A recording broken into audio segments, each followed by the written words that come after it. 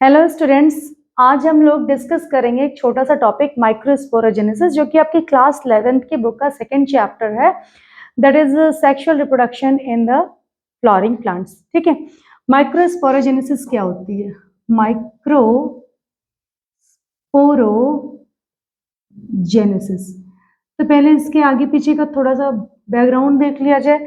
Actually जो complete flower होता है उसके 4 पार्ट होते हैं, बेसिकली पता है आप लोगों को, लेकिन फिर भी डिस्कस कर लेते हैं। पहला पार्ट क्या होता है? सेपल्स। दूसरा क्या होते हैं? पेटल्स होते हैं। और फिर तीसरा पार्ट क्या होता है, जिसमें जो कि किसका बना होता है? स्टेमन का। That is the male part and androecium. इसको क्या कहते हैं? एंड्रोशियम। तो male part of flower is androecium. ठीक है, अभी हम लोगों का पूरा फोकस उसी पे है। And female part it is known as gynoecium. Okay, जो एंड्रोशियम होता है it is made up of this stamen, and stamen के होते हैं 2 पार्ट। ये पार्ट होता है फिलामेंट का, ओके, एंड इसके ऊपर यूजुअली ज्यादातर फ्लावर में, ज्यादातर प्लांट में यहाँ पे ये जो एंथर है, ठीक है, और ये एंथर क्या होते हैं? बाई लोब्ड होते हैं, 2 लोब होते हैं। तो इसीलिए मैंने इसको इस तरीके से 2 लोब में बनाया है, mostly, most of the cases. Okay, 2 situation हो सकते हैं, या तो ये थैलेमस से अटैच्ड हो तो कोई दिक्कत नहीं, लेकिन in some cases this stamen can be attached with the petals, and in that condition when the stamen is attached with the petal it is known as epipetalous। ध्यान दीजिएगा क्या लिख रहे हो, बहुत इंपॉर्टेंट है।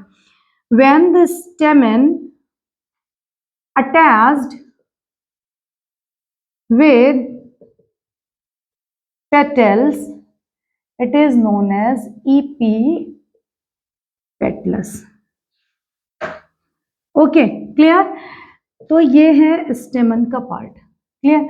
अब हमारा जो फोकस है बेसिकली एंथर को, चलिए जूम करके देखते हैं एंथर में क्या क्या चीजें हैं और माइक्रोस्पोरोजेनेसिस के लिए हमारे लिए कितना इंपॉर्टेंट है। ठीक है, तो जो एंथर है, ठीक है, एंथर मैंने क्या कहा आपसे अभी कि ये होता है बाइलोब्ड। ठीक है, ये कैसे है? बाइलोब्ड है, और हर एक लोब में, ये हो गया बाइलोब। अब मान लीजिए मैंने ये एक लोब निकाला, ठीक है ना, तो वहां पर हम देखेंगे कि 1 2 इसके भी 2 पार्ट है। ठीक है, इसी तरीके से इसके भी 2 पार्ट है। हर एक पार्ट को हमने क्या कहा? थीका। ठीक है, तो हर एक लोब कैसा हो गया? डाई थिकस हो गया। क्लियर? कैसा हो गया? डाई, डाई मतलब 2, एंड इट इज थिकस। ये एकदम ऐसे लॉन्गिट्यूडनली एक लाइन होगी जो इन दोनों को अलग करेगी। ठीक है, अब मतलब एक तरीके से ये हो गया anther, which is your bilobed anther, bilobed anther, and each lobe is having 2 theca. It becomes, हर एक लोब कैसा हो गया? डाइथिकस हो गया। ठीक है, तो जब हम इसका ट्रांसफर सेक्शन लेते हैं, थोड़ा सा और बड़े में इसको देखें, ये जो स्ट्रक्चर है कुछ ऐसा बन के तैयार होता है, ये और ये। ठीक है, क्लियर? ये हो गए 4 आपके थीकास। ठीक है, 1 2 3 4। अब देखते हैं ये जो पर्टिकुलर हर एक एक ये जो चैम्बर है, इसी में होगी माइक्रोस्पोरोजेनेसिस, मतलब माइक्रोस्पोर का फॉर्मेशन या पॉलन का फॉर्मेशन होगा। तो ये जो स्ट्रक्चर है इसको हम क्या बोलते हैं, जिसके अंदर होगा? It is known as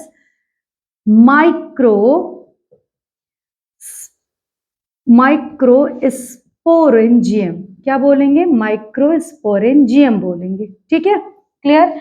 means the structure in which microspores are present, जो कि बाद में मैच्योर होकर पॉलन सैक बनाएगा। ठीक है, अच्छा, अब इस माइक्रोस्पोरेंजियम में देखते हैं क्या है, थोड़ा सा और सेंटर में आते हैं, इसको देखते हैं। ये है, इसके सेंटर में प्रेजेंट रहेगा स्पोरोजीनस टिश्यू। क्या रहेगा? Sporogenous tissue. स्पोरोजीनस टिश्यू से क्या बनेंगे? पीएमसी। इन्हें क्या बोलेंगे? Pollen mother cells. क्या बोलेंगे?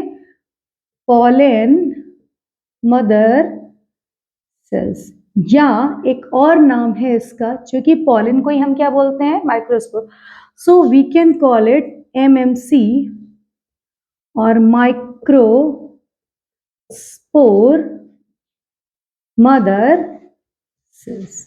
ठीक है, ओके। अब ये क्या करेंगे, मियोसिस में जाएंगे। आपको पता है मियोसिस दो पार्ट में होता है, एक meiosis first and meiosis second, दो स्टेप्स में होता है। तो जो मियोसिस फर्स्ट होगा सबसे पहले, ओके, मियोसिस ये शो करेंगे, जिसमें सबसे पहले meiosis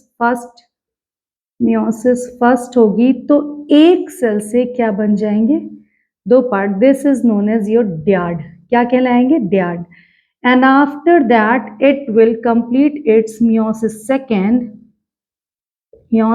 second and it will be in the form of four cells having nucleus, and which is the condition of tetrad. Okay, and each of this will turn into finally क्या बनाएगा, microspore बनाएगा, जिसे हम क्या कहेंगे, pollen कहेंगे। ठीक है, तो ये पूरी प्रोसेस जब इसके अंदर फुल हो जाएगी, मतलब माइक्रोस्पोर का फॉर्मेशन हो जाएगा, तो यही माइक्रोस्पोरेंजियम बाद में क्या करेगा, टर्न इनटू पॉलन सैक, क्योंकि इसमें क्या प्रेजेंट रहने लगे, पॉलन रहने लगे, पॉलन सैक। अच्छा, यहाँ पे इतनी चीज क्लियर हो गई। अब कुछ इंपॉर्टेंट टर्म्स देख लेते हैं, या जो कॉन्सेप्ट्स हैं आपके। सबसे पहली चीज, पॉलन को ही हम क्या कहते हैं, माइक्रोस्पोर कहते हैं। ठीक है, and it is not the male gamete, ये मेल गैमीट नहीं है, क्योंकि पॉलन जब फ्लावर में स्टिग्मा के ऊपर जाएगा, जर्मिनेट करेगा, उसमें फिर से डिवीजन होगा, एक वेजिटेटिव एक जनरेटिव से मिलेगी, तब मिलेगा। तो अभी मेल गैमेट नहीं बना, ये क्या, it is a male gametophyte. बहुत इंपॉर्टेंट पॉइंट है, it is the male gametophyte. Clear है, अच्छा। और कुछ आएगा तो बता देंगे आप लोगों को। इतनी चीज हो गई। अब हम देखेंगे ये जो माइक्रोस्पोरेंजियम है, इसमें कौन कौन सी वॉल्स पाई जाती हैं। तो वॉल्स हैं 4। चलिए इसको हटा देते हैं, ये वाला कॉन्सेप्ट आपका क्लियर हो गया। चलिए यहां पर देखते हैं, यहाँ इसको लिख लेते हैं, microsporangium is also pollen sac. ये इसमें लॉन्गिट्यूडनली ढेर सारे पॉलन, लॉन्गिट्यूडनली कहने का मतलब, मान लीजिए ये पॉलन माइक्रोस्पोरेंजियम है, पॉलन सैक, इसमें अंदर की तरफ ऐसे नीचे की तरफ ढेर सारे पॉलन ग्रेन भरे होंगे। ठीक है, मीन्स एंथर में लॉन्गिट्यूडनली ये रन कर रहे हैं। अब हम देखते हैं क्या बता रहे थे, इसकी वॉल्स माइक्रोस्पोरेंजियम की होती है 4 लेयर्स। अब हम बाहर से अंदर की तरफ देखेंगे। फर्स्ट इट इज इपीडर्मिस, ठीक है। सेकंड एंडोथीशियम, बहुत ध्यान दीजिएगा, मैं बताऊंगी कंफ्यूजन कहाँ होता है। Fourth middle layer, and 5 it is tapetum.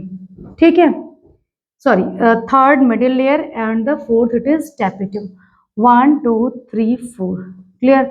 अब होता क्या, बच्चे अक्सर कंफ्यूज हो जाते हैं, मिडिल लेयर को एंडोथीशियम के ऊपर रख देते हैं। नहीं, एपिडर्मिस के जस्ट बाद है एंडोथीशियम, उसके बाद आती है मिडिल लेयर। बहुत इंपॉर्टेंट, अक्सर ये कंफ्यूजन बच्चों को होता है। अभी ऐसे तो लग रहा है मुझे तो सब आता है, लेकिन एग्जाम टाइम में क्या होता है, पता नहीं कहाँ से दिमाग चलने लगता है, और ये मिडिल लेयर सेकंड वाले नंबर पर आती है। नहीं, सेकंड वाले नंबर पे एंडोथीशियम है। एंडो मतलब अंदर है, लेकिन फिर भी किसमें, सेकंड पे, और मिडिल लेयर उसके नीचे रहेगी।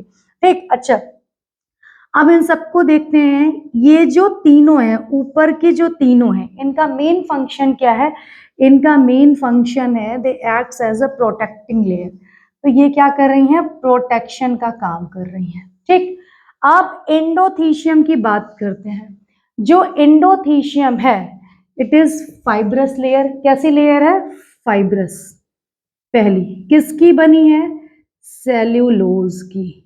ठीक, और ये क्या करती है, किसमें हेल्प करती है, किसमें करती है भाई, डेhiscence में।